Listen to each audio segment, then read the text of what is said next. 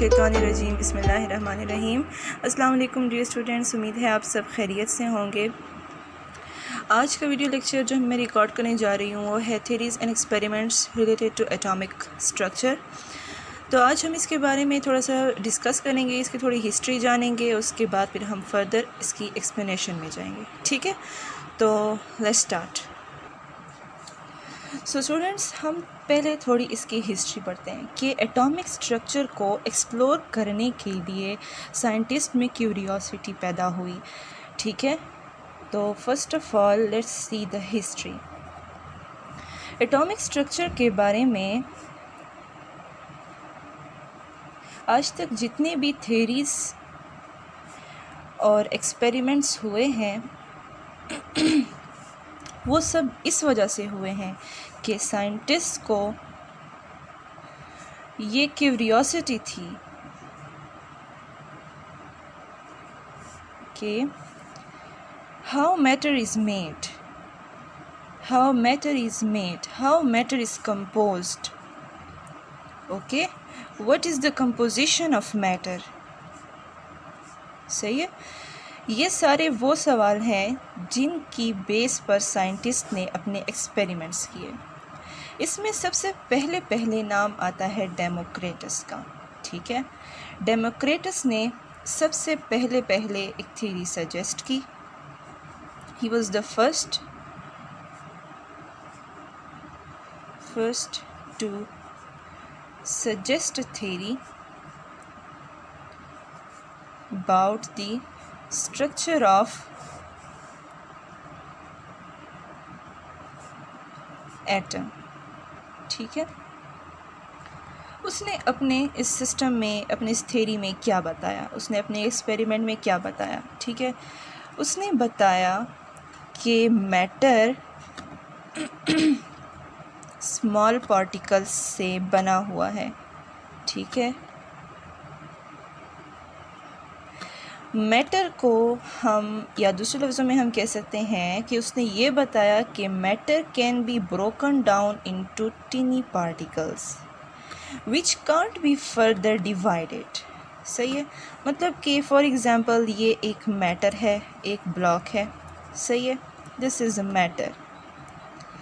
अब इसको आपने छोटे छोटे पार्टिकल्स में, बहुत छोटे पार्टिकल्स में डिवाइड कर दिया। ठीक है, इसके नतीजे में बनने वाले जो छोटे पार्टिकल्स हैं, डेमोक्रिटस के मुताबिक ये जो टिनी पार्टिकल्स होंगे ये फर्दर नहीं तोड़े जा सकते, इनको आप फर्दर नहीं तोड़ सकते। ये थी उसकी थ्योरी। बेसिक कॉन्सेप्ट उसका ये था कि matter is composed of small particles, matter can be broken down into small particles which can't be further divided into small particles. ठीक है, फिर उसने क्या किया, ये जो स्मॉल पार्टिकल्स थे, जो फर्स्ट स्टेप पे स्मॉल पार्टिकल्स बने हैं, इसको उसने नाम दिया एटम का।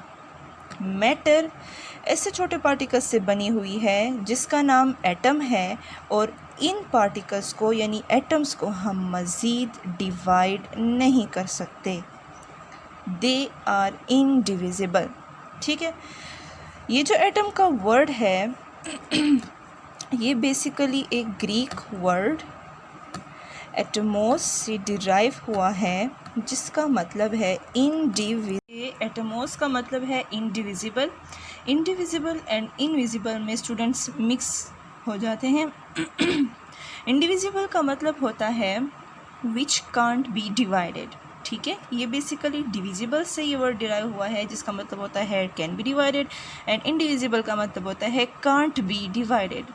सही है, तो ये जहन में रखें कि इंडिविजिबल और इनविजिबल अलग अलग चीज़ें हैं, इनको आपस में मिक्स नहीं करना। तो ये थी शॉर्ट समरी डेमोक्रिटस की एक्सपेरिमेंट्स की। Democritus he was a Greek philosopher. तो ये हमने उसकी समरी पढ़ी है थोड़ी सी कि he was the first to suggest the structure of matter. ठीक है, और ये आप देख लें इसमें। इसके बाद हम पढ़ेंगे सेकंड नंबर पे डेमोक्रिटस के बाद कौन आया था जिसने एटम का स्ट्रक्चर आपको सजेस्ट किया था। तो सेकंड नंबर पे हमारे पास थे जॉन डाल्टन। ठीक है, जॉन डाल्टन। ठीक है,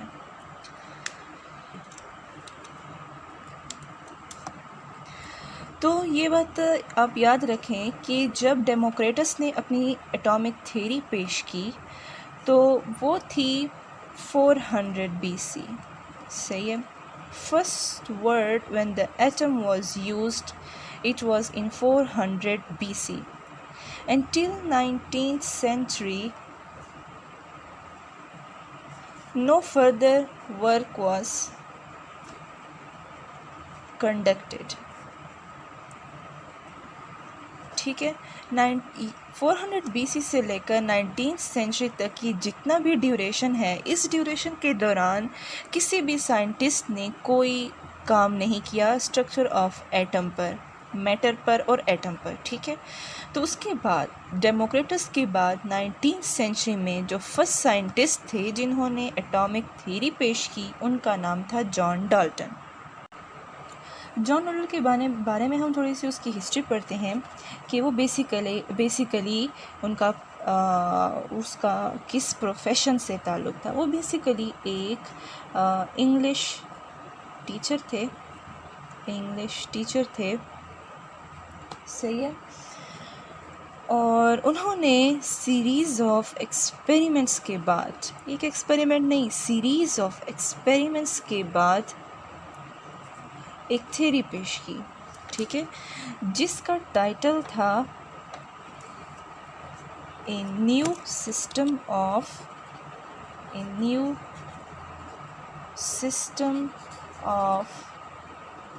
केमिकल फिलॉसफी। ठीक है, a new system of chemical philosophy. उसकी इस थ्योरी की समरी ये है। पॉइंट्स हम नेक्स्ट वीडियो में रिकॉर्ड करेंगे। अलग अलग सब साइंटिस्ट की हम जो एक्सपेरिमेंट्स हैं उनको फिर डेप्थ में अलग अलग वीडियो में रिकॉर्ड करेंगे। तो फर्स्ट ऑफ ऑल हम सिर्फ समरी देख रहे हैं, ओवरव्यू देख रहे हैं इन सब साइंटिस्ट का। जी, तो जॉन डाल्टन की एटॉमिक थ्योरी की समरी ये है कि उन्होंने बताया कि मैटर ऐसे स्मॉल पार्टिकल्स से बनी हुई है, ठीक है, जिनकी शेप बॉल्स की तरह है, सॉलिड बॉल्स की तरह है। ठीक है, इन बॉल्स को उन्होंने भी एटम का ही नाम दिया। ठीक है, उन्होंने भी यही बताया कि जो एटम है इसको भी हम फर्दर डिवाइड नहीं कर सकते, can't be further divided। ठीक है जी, तो ये उसकी समरी थी। उन्होंने बताया कि मैटर ऐसे स्मॉल पार्टिकल से बनी हुई है जिनकी शेप सॉलिड बॉल्स की तरह है और उनको हम एटम्स का नाम देते हैं, और एटम्स जो हैं वो फर्दर डिविजिबल नहीं है। अगर हम कंपेयर करें डेमोक्रेटस और जॉन डाल्टन की थ्योरी को, तो इनमें फ़र्क सिर्फ ये है कि जॉन डाल्टन ने हमें इन स्मॉल पार्टिकल्स की शेप के बारे में थोड़ा सा बताया है कि उनकी शेप सॉलिड बॉल्स की तरह होती है, और इन्होंने हमें ये नहीं बताया कि उनकी शेप कैसे होती है। बाकी जो एंड पॉइंट्स हैं या जो कंक्लूजन है वो यही है डेमोक्रेटस का और जॉन डाल्टन का कि atom is not divisible, atom is indivisible, और इन्होंने भी यही कहा कि एटम को हम फर्दर डिवाइड नहीं कर सकते। सो स्टूडेंट्स, हमारे पास जो थर्ड साइंटिस्ट आ रहे हैं जिन्होंने अपने कारनामे अंजाम दिए कि कैसे एटम का स्ट्रक्चर जो है वो होता है, तो वो है थर्ड नंबर पे हमारे पास जी रदरफोर्ड। ठीक है, सो वो आए 20th सेंचुरी में। 20th सेंचुरी में उन्होंने अपने कारनामे दिखाए हमें। उन्होंने बेसिकली एटम को डिस्क्राइब किया। ठीक है, इन्होंने हाईलाइट किया एटम को, इन्होंने भी और नील बोहर ने भी। इन्होंने हमें बताया कि एटम चूँकि उन बाकियों ने हमें बताया कि एटम जो है वो इनडिविजिबल है, जबकि इन्होंने बताया कि एटम को हम डिवाइड कर सकते हैं, इन्होंने एटम की कंपोजिशन के बारे में हमें बताया। तो इसकी वजह ये भी हो सकती है कि उस वक्त तक जो माइक्रोस्कोपिक स्टडीज़ थी एडवांस नहीं हुई थी, एडवांसमेंट इनमें बाद में आई, अच्छी खासी एडवांसमेंट्स आई। तो जब माइक्रोस्कोपिक स्टडीज़ में एडवांसमेंट्स आई और इलेक्ट्रॉन माइक्रोस्कोप्स वगैरह आए, कंपाउंड माइक्रोस्कोप्स जो हैं, तो इनकी वजह से छोटे से छोटा पार्टिकल भी विजुअलाइज होने लगा हमें। तो इन्होंने हमें बताया किसके बारे में, arrangement of electrons and protons in an atom. इन्होंने उनकी जो उनका जो कंक्लूजन था कि एटम इनडिविजिबल है, उसको इन्होंने ठुकरा दिया। इन्होंने बताया कि नहीं, atom can be divisible, okay, and is divisible. As you can see कि एटम जो है फर्दर इलेक्ट्रॉन प्रोटॉन्स यानी एलिमेंट्री पार्टिकल्स पे मुश्तमिल है, तो एटम डिविजिबल है फर्दर। इन्होंने अपनी इस थ्योरी को नाम दिया प्लैनेटरी मॉडल, ठीक है। इन्होंने ये सपोज़ किया या कहा कि हमारे पास जो एटम है, एटम वो एक सोलर सिस्टम की तरह है, ठीक है। कैसे? उन्होंने बताया कि एटम जो है इसमें एक सेंट्रल पोर्शन होता है, जैसे सन सोलर सिस्टम में सेंटर पर है, इसी तरह एटम का भी एक सेंट्रल पोर्शन है। और जिस तरह लेट्स सपोज ये सन है, इसके अराउंड जो है डिफरेंट प्लैनेट्स जो हैं वो रिवॉल्व करते हैं अपने अपने ऑर्बिट्स में, ठीक है। और कोई भी प्लैनेट दूसरे ऑर्बिट को क्रॉस नहीं करता, अपने ही प्लैनेट में, अपने ही ऑर्बिट में वो जाते हैं। इसी तरह उन्होंने बताया कि एटम में एक सेंट्रल पोर्शन होता है जो सन, जैसे सन होता है सोलर सिस्टम में दरमियान में, और इसके इर्द गिर्द कौन होते हैं, इलेक्ट्रॉन्स होते हैं, जो प्लैनेट्स की तरह अपने अपने ऑर्बिट्स में रिवॉल्व कर रहे होते हैं। और इस सेंटर में होते हैं प्रोटॉन्स और न्यूट्रॉन्स होते हैं। इनकी थ्योरी को हम डेप्थ में अलहदा वीडियो लेक्चर में रिकॉर्ड करेंगे, ठीक है। तो ये इनका मॉडल था जिसको इन्होंने प्लैनेटरी मॉडल का नाम दिया। उन्होंने कहा कि एक सोलर सिस्टम की तरह काम करता है, जिसका एक सेंट्रल पोर्शन होता है सन की तरह, जिसके इर्द गिर्द इलेक्ट्रॉन्स, यानी इलेक्ट्रॉन्स को इन्होंने प्लैनेट्स सपोज किया कि इलेक्ट्रॉन्स जो हैं वो इस सेंट्रल पोर्शन के अराउंड क्या करते हैं, चक्कर लगाते हैं। इनके बाद बारी आती है नील बोहर की। तो रदरफोर्ड के बाद नील बोहर आते हैं।